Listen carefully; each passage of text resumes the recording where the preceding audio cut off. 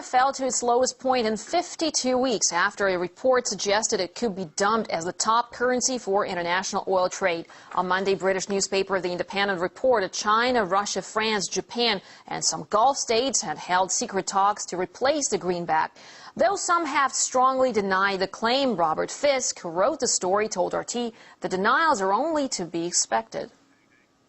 This story started with a series of conversations with bankers here in Beirut. I then took it to the Gulf, and I've just returned from Hong Kong, where I spoke to some senior Chinese bankers, and all of them have insisted that this is correct. There was some doubt about the interest of Germany, in fact, which is one reason why I didn't stress that in my report.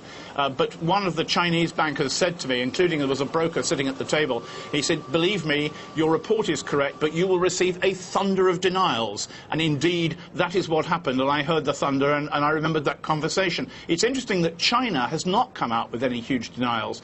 Russia has, of course, up to a point, and the Gulf Arabs, but it's in the interests of the Arabs and all the nations involved to deny this is happening at the moment. But we're talking about an event, a project that would not actually have its fulfillment, de-dollarization, for another 9 years. We're almost a decade away. At the moment, no one wants to bring the dollar down. First of all, because they don't want bad relations with the United States, and secondly, they've got too many dollar reserves to want to hurt themselves. You've got to realize that the dollar hasn't got to actually disappear from the basket of currencies which you can pay for oil. You can add to them. I mean, at the moment, we're talking about Chinese, Japanese, the euro, gold perhaps as a transitional currency, and maybe the ruble later on. But I think the real issue here is that the dollar is political power as well as economic power for the United States.